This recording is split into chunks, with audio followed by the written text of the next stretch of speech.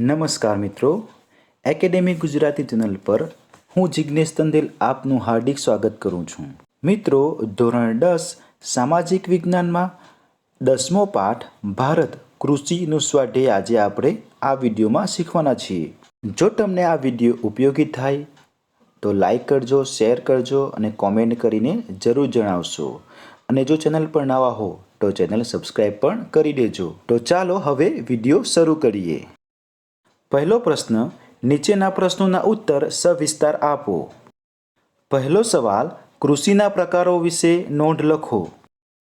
જવાબ, ભારતમાં ખેતીના મુખ્ય 6 પ્રકારો છે. પહેલું જીવન નિર્વાહ ખેતી, બીજું સૂકી ખેતી, ત્રીજું આર્દ્ર ખેતી, ચોથું સ્થળાંતરિત ખેતી, પાંચમું બાગાયતી ખેતી અને છઠ્ઠું સઘન ખેતી.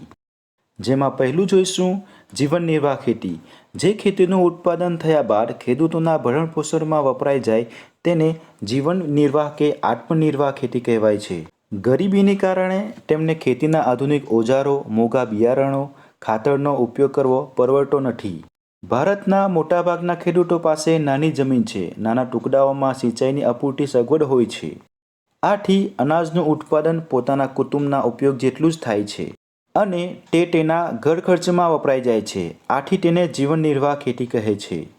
ખેતીનો બીજો પ્રકાર છે સૂકી ખેતી. જ્યાં વરસાદ ઓછો પડે છે, સિંચાઈની સગવડો પણ અલ્પ છે, તેવા વિસ્તારોમાં સૂકી ખેતી કરવામાં આવે છે. અહીં જુવાર, બાજરી અને કઠોળ જેવા પાકોની ખેતી થાય છે. ગુજરાતના ભાલ પ્રદેશમાં ચોમાસામાં ઘઉં અને ચણાનો પાક લેવામાં આવે છે. આ ખેતીનો આધાર જમીનમાં સાચવાતા ભેજ પર રહેલો હોવાથી વર્ષમાં માત્ર એક જ પાક લઈ શકાય છે. ત્રીજો પ્રકાર છે આર્દ્ર ખેતી. જ્યાં વધુ વરસાદ પડે છે અને સિંચાઈ સગવડ છે ત્યાં આર્દ્ર ખેતી થાય છે. અહીં કપાસ, ઘઉં, શાકભાજી, ડાંગર વગેરેની ખેતી થાય છે. વરસાદ ન પડે કે ઓછો પડે ત્યારે સિંચાઈ દ્વારા એક કરતાં વધુ પાક લઈ શકાય છે. ચોથું છે સ્થળાંતરિત ખેતી. ગીચ જંગલોમાં આ પ્રકારની ખેતી કરવામાં આવે છે. અહીં મોટાભાગે ધાન્ય પાકો અને શાકભાજીની ખેતી થાય છે. તેમાં જંગલોના વૃક્ષો કાપીને કે બાળીને ત્યારબાદ તેમાં ખેતી કરવામાં આવે છે. 2-3 વર્ષ બાદ બીજા વિસ્તારમાં ખેતી કરવામાં આવે છે. તેને સ્થળાંતરિત અથવા ઝૂમ ખેતી પણ કહે છે. આ ખેતીમાં હેક્ટર દીઠ ઉત્પાદન ઓછું થાય છે. પાંચમી ખેતી છે બાગાયતી ખેતી. લાંબા સમય સુધી ઉત્પાદન આપતા પાકોની ખેતી કરવા માટે બગીચા અને વાડીઓનો ઉપયોગ કરવામાં આવે છે. તેને બાગાયતી ખેતી કહેવામાં આવે છે. બાગાયતી પાકોની ખેતીમાં પાકોનું સંવર્ધન ઘણી માવજત અને ચીવટપૂર્વક કરવામાં આવે છે. તેને માટે સુદૃઢ આયોજન, મોટી મૂડી, સિંચાઈ, ખાતરો વગેરેની સગવડોની જરૂર પડે છે. અહીં ચા, કોફી, રબર, નાળિયેરી વગેરેના પાકો લેવામાં આવે છે. આ ઉપરાંત અહીં સફરજન, કેરી, લીંબુ, દ્રાક્ષ વગેરે ફળોની ખેતી કરવામાં આવે છે. છઠ્ઠો પ્રકાર છે સઘન ખેતી. જ્યાં સિંચાઈની સગવડ સારી છે ત્યાંનો ખેડૂત વર્ષમાં એક કરતાં વધારે પાકોનું ઉત્પાદન લઈ શકે છે. આ ખેતીમાં રોકડિયા પાકોનું વાવેતર થાય છે. તેમાં હેક્ટર દીઠ ઉત્પાદન ખૂબ વધારે થાય છે. આર્થિક વળતર વધારે મળે છે. આથી તેને વ્યાપારી ખેતી પણ કહે છે. ત્યારબાદ બીજો સવાલ છે, ભારતમાં કૃષિ ક્ષેત્રે થયેલા સંસ્થાગત સુધારા જણાવો. જવાબ, ભારતે કૃષિ ક્ષેત્રે મહત્વના સુધારા કરેલા છે. જમીન ટોચ મર્યાદા દ્વારા જમીન માલિકને અસમાનતા દૂર કરવામાં આવી છે. બિયારણો, ખાતરો અને જંતુનાશક દવાઓ ખરીદવા માટે સરકાર ખેડૂતોને સબસિડી અને આર્થિક મદદ કરે છે. જમીનદારી પ્રથા નાબૂદી દ્વારા ખેડૂતોનું શોષણ થતું અટકાવવામાં આવ્યું છે. ખેડે તેની જમીન ગુણોત્તર ધારા દ્વારા જમીન માલિકને હક આપવામાં આવ્યો છે. ખેડૂતોને કૃષિ ધિરાણ યોજના બનાવાઈ છે. જમીન એકત્રીકરણ કાર્યક્રમ દ્વારા નાના કદના ખેડાણ વિસ્તારને એકત્રીકરણ કરવામાં આવ્યા છે. પ્રધાનમંત્રી પાક વીમા યોજના દ્વારા ખેડૂતને પાક વીમો આપવામાં આવે છે. દુષ્કાળ કે અતિ વરસાદમાં નુકસાન જાય તો સરકાર આર્થિક મદદ પૂરી પાડે છે. સરકારી તેમજ સહકારી ગોદામો, પરિવહનની સગવડો વધારવામાં આવી છે. ત્રીજો સવાલ, વિશ્વ બજાર અને ભારતની ખેતી વિશે નોંધ લખો. જવાબ, વિશ્વ બજાર એટલે કે વૈશ્વિકીકરણની અસરો નીચે પ્રમાણે છે. વૈશ્વિકીકરણની સંજોગોમાં ખેત પેદાશોના પ્રમાણ, પ્રકાર અને સ્વરૂપ બદલાયા છે. વૈશ્વિકીકરણની નીતિ અપનાવી હોવાથી આયાત નિકાસ સરળ બનાવી શકાય છે. પરિણામે ગુજરાતના કપાસ, મરચાં, તેલ વગેરે ચીનના બજારોમાં વેચાવા લાગ્યા છે. બીટીના બિયારણો ભારતમાં મળવા લાગ્યા છે. તેનાથી ખેતી ખર્ચાળ બની છે. વૈશ્વિકીકરણને કારણે આપણી ગુણવત્તાવાળી ખેત પેદાશની પેટન્ટ દેશના નામે નોંધાવવી જરૂરી છે. ચોથો સવાલ, ભારતનો ઘઉંનો પાક સવિસ્તાર વર્ણવો. જવાબ, ભારતમાં ડાંગર પછીનો મહત્વ ધરાવતો પાક ઘઉં છે. ભારતની 1/3 ખેતભૂમિ પર ઘઉંની ખેતી થાય છે. ઘઉં સમશીતોષ્ણ કટિબંધનો રવિ પાક છે. વિશ્વમાં ઘઉંના પાકનું મહત્વ વિશેષ છે. ઘઉંના પાકને કાળી જમીન વાવણી વખતે 10થી 15 સેલ્સિયસ જેટલું અને લણણી વખતે 20થી 25 સેલ્સિયસ જેટલું તાપમાન માફક આવે છે. ઘઉંને 75 સેમી જેટલો વરસાદ માફક આવે છે. હરિયાળી ક્રાંતિને લીધે દેશમાં ઘઉંનું ઉત્પાદન બમણું થાય છે. ઘઉંના પાકને હિમથી નુકસાન થાય છે. પંજાબ તેના વિપુલ ઉત્પાદનના કારણે ઘઉંનો કોઠાર કહેવાય છે. ગુજરાતના ભાલ પ્રદેશના ભાલિયા ઘઉં તરીકે પ્રખ્યાત છે. ઘઉંમાંથી ભાખરી, રોટલી, બ્રેડ, બિસ્કિટ વગેરે વાનગીઓ બને છે. ઘઉંને અનાજનો રાજા કહેવામાં આવે છે. પાંચમો સવાલ, ભારતના તેલીબિયા પાક વિશે સવિસ્તાર જણાવો. જવાબ, ભારતમાં ઋતુ અનુસાર મગફળી, સરસવ, તલ, સૂર્યમુખી વગેરે તેલીબિયાના પાક લેવામાં આવે છે. આ ઉપરાંત નાળિયેરીના કોપરામાંથી પણ તેલ મેળવવામાં આવે છે. મગફળી, સરસવ, તલ અને કોપરાનો ઉપયોગ વધુ થાય છે. જેમાં પહેલું જોઈશું મગફળી. મગફળી તેલીબિયામાં સૌથી વધુ મહત્વ ધરાવે છે. તે ખરીફ પાક છે, પરંતુ સિંચાઈની સગવડ હોય ત્યાં ઉનાળુ પાક તરીકે પણ તે વપરાય છે. તેના પાકને કાળી, કસવાળી, ગોરાડુ જમીન માફક આવે છે. 20થી 25 સેલ્સિયસ જેટલું તાપમાન તથા 50થી 75 સેમી જેટલો વરસાદ માફક આવે છે. મગફળીના ઉત્પાદનમાં ગુજરાત ભારતમાં પ્રથમ ક્રમે છે. બીજું છે તલ. તલનો પાક વરસાદ આધારિત છે. ગુજરાતમાં તલનું સૌથી વધુ વાવેતર બનાસકાંઠા જિલ્લામાં થાય છે. તલના ઉત્પાદનમાં ગુજરાત ભારતમાં પ્રથમ ક્રમે છે. ભારત વિશ્વમાં તલની સૌથી વધુ નિકાસ કરતો દેશ છે. ત્યારબાદ સરસવ. સરસવ રવિ પાક છે. સરસવના તેલનો ખાદ્ય તેલ તરીકે ઉપયોગ કરવામાં આવે છે. મધ્યપ્રદેશ, હરિયાણા, ગુજરાત, રાજસ્થાન વગેરે રાજ્યોમાં સરસવના મુખ્ય ઉત્પાદક રાજ્યો છે. ચોથું નાળિયેર. નાળિયેરને દરિયા કિનારાની ક્ષારવાળી જમીન તથા ગરમ ભેજવાળી આબોહવા માફક આવે છે. નાળિયેરનું ભારતમાં સૌથી વધુ ઉત્પાદન કેરળમાં થાય છે. પાંચમું છે એરંડો. એરંડો એટલે દિવેલા.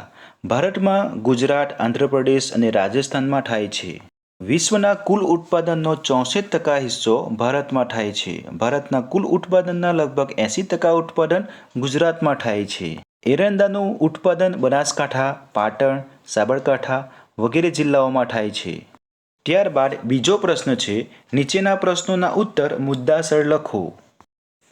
પહેલો સવાલ, જૈવિક ખેતી તરફનું વલણ શા માટે વધી રહ્યું છે? જવાબ, જૈવિક ખેત ઉત્પાદનની માંગ ખૂબ જ છે. જૈવિક ખેતીના ઉત્પાદનો પોષણયુક્ત હોય છે.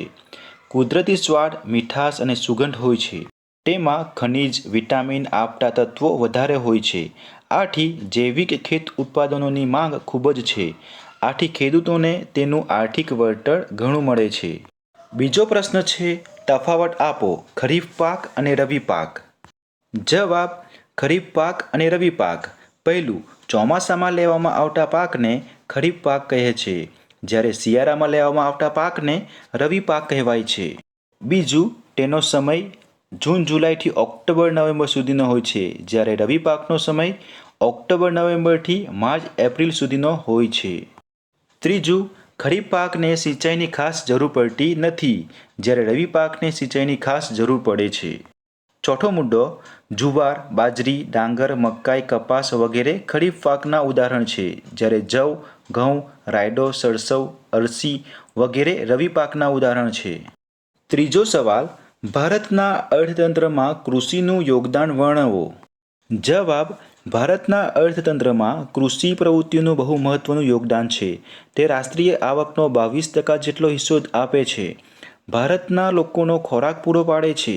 તે દેશના 60% લોકોની રોજગારી પૂરી પાડે છે. દેશના જીડીપીનો લગભગ 17% હિસ્સો ધરાવે છે. ચા, કોફી, કપાસ, ચણા, મસાલાઓ, તમાકુ વગેરેના નિકાસથી વિદેશી હુંડિયામણ પ્રાપ્ત થાય છે. ચોથો સવાલ, ડાંગર ભારતનો સૌથી અગત્યનો પાક સમજાવો. જવાબ ભારતના ઉત્તરના મેદાનમાં પૂર્વ ભાગમાં ઈશાન પ્રદેશમાં ભારે વરસાદ પડે છે. આ પ્રદેશની આબોહવા ગરમ અને ભેજવાળી છે. અહીં અનાજોમાં માત્ર ડાંગરનો પાક લઈ શકાય છે. આ ઉપરાંત વધુ વરસાદવાળા ભાગોમાં પણ ડાંગર મુખ્ય પાક છે. દેશના અડધા ભાગના લોકોનો મુખ્ય ખોરાક ડાંગર છે. ભારતના કુલ વાવેતર વિસ્તારમાં 1/4 ભાગમાં ડાંગર પકવવામાં આવે છે. તેથી કહી શકાય કે ભારતમાં ડાંગર સૌથી વધુ મહત્વનો ધાન્ય પાક છે. ત્યારબાદ ત્રીજો પ્રશ્ન છે, નીચેના પ્રશ્નોના ઉત્તર ટૂંકમાં લખો. પહેલો સવાલ, મકાઈનો ઉપયોગ જણાવો. જવાબ મકાઈનો પશુ આહારમાં, ઘાણી બનાવવામાં અને ખાદ્ય તેલમાં ઉપયોગ થાય છે. ડુંગરાળ પ્રદેશના લોકો મકાઈનો ખોરાક તરીકે ઉપયોગ કરે છે. મકાઈમાં સ્ટાર્ચ, તેલ, પ્રોટીન જેવા ઘટકો હોય છે. બીજો સવાલ, કોફીના પાકની અનુકૂળતાઓ જણાવો. જવાબ કોફીના પાકને 15થી 28 જેટલું તાપમાન અને 150થી 200 સેમી જેટલો વરસાદ માફક આવે છે. કોફીના છોડને સીધો તડકો ન પડે તે રીતે મોટા ઝાડની છાયામાં ઉછેરવામાં આવે છે. ત્રીજો સવાલ, ભાલ પ્રદેશમાં કેવા પ્રકારની ખેતી થાય છે અને કયો પાક લેવાય છે? જવાબ ભાલ પ્રદેશમાં સૂકી ખેતી થાય છે. અહીં ચોમાસું પૂરું થયા પછી ભેજવાળી જમીનમાં ઘઉં અને ચણાનો પાક લેવાય છે. ચોથો સવાલ, હરિયાળી ક્રાંતિ એટલે શું? જવાબ રાસાયણિક ખાતરોનો વધેલો ઉપયોગ, સુધારેલા બિયારણો, ખેડૂતોનો પુરુષાર્થ, વીજ વિતરણની વ્યવસ્થા, સિંચાઈની સગવડોમાં થયેલો નોંધપાત્ર વધારો વગેરે પરિબળોથી કૃષિ ઉત્પાદનમાં થયેલા અસાધારણ વધારાની ઘટનાને હરિયાળી ક્રાંતિ કહે છે. પાંચમો સવાલ, કૃષિ સંસાધન ક્ષેત્રે રાષ્ટ્રીય કક્ષાએ કાર્ય કરતી સંસ્થાઓના નામ લખો. જવાબ પહેલી સંસ્થા ICAR એટલે કે Indian council of agriculture research. બીજી સંસ્થા છે DARE એટલે department of agriculture research and education. આ બે સંસાધનો કૃષિ સંશોધન ક્ષેત્રે કાર્ય કરે છે. ત્યારબાદ ચોથો પ્રશ્ન છે, નીચેના દરેક પ્રશ્નની નીચે આપેલા વિકલ્પોમાંથી સાચો વિકલ્પ પસંદ કરી ઉત્તર લખો. પહેલો વિકલ્પ છે, નીચેનામાંથી કઈ ખેતીમાં હેક્ટર દીઠ ઉત્પાદન ઓછું હોય છે? વિકલ્પો આપ્યા છે A. બાગાયતી ખેતી, B. ઝૂમ ખેતી, C. સઘન ખેતી, D. આદ્ર ખેતી. આમાં સાચો ઉત્તર આવશે B. ઝૂમ ખેતી. બીજો વિકલ્પ છે, નીચેનામાંથી કઈ ખેતીમાં રાસાયણિક ખાતરો અને જંતુનાશકોનો ઉપયોગ કરાતો નથી? વિકલ્પો આપ્યા છે A. સજીવ ખેતી, B. મિશ્ર ખેતી, C. બાગાયતી ખેતી, D. ટકાઉ ખેતી. મિત્રો આમાં સાચો ઉત્તર આવશે C. બાગાયતી ખેતી. ત્રીજો વિકલ્પ છે, મગફળીનું ઉત્પાદન કયા રાજ્યમાં સૌથી વધુ થાય છે? વિકલ્પો જોઈએ. A. Kerala, B. Tamil Nadu, C. Madhya Pradesh, D. Gujarat. સાચો ઉત્તર આવશે D. ગુજરાત. ચોથો વિકલ્પ છે, ચોકલેટ શામાંથી બને છે? વિકલ્પો છે A. તલ, B. Cocoa, C. Rubber, D. ચા. સાચો ઉત્તર આવશે B. કોકો. પાંચમો વિકલ્પ છે, નીચેનામાંથી કયા મસાલા પાકમાં ગુજરાત પ્રથમ ઉત્પાદક રાજ્ય છે? વિકલ્પો છે A. ઈસબગુલ, D. મેથી, C. સરસવ, D. ધાણા. સાચો ઉત્તર છે A. ઈસબગુલ. છઠ્ઠો વિકલ્પ, નીચેનામાંથી કયું કઠોર રવિ પાક છે? વિકલ્પો આપ્યા છે A. અરડ, B. Mug, C. ચણા, D. મઠ. સાચો ઉત્તર આવશે C. ચણા. તો મિત્રો અહીં આપણું પ્રકરણ 10 કૃષિનું સ્વાધ્યાય પૂર્ણ થાય છે. આશા રાખું છું કે તમને આ વિડીયો પસંદ આવ્યો હશે. જો તમને આ વિડીયો ઉપયોગી થયો હોય તો કોમેન્ટ કરીને જરૂર જણાવજો અને જો ચેનલ પર નવા હો તો ચેનલને પણ સબસ્ક્રાઈબ કરી દેજો. તમારો કિંમતી સમય આપી તમે આ વિડીયો નિહાળ્યો તે બદલ તમારો ખૂબ ખૂબ આભાર.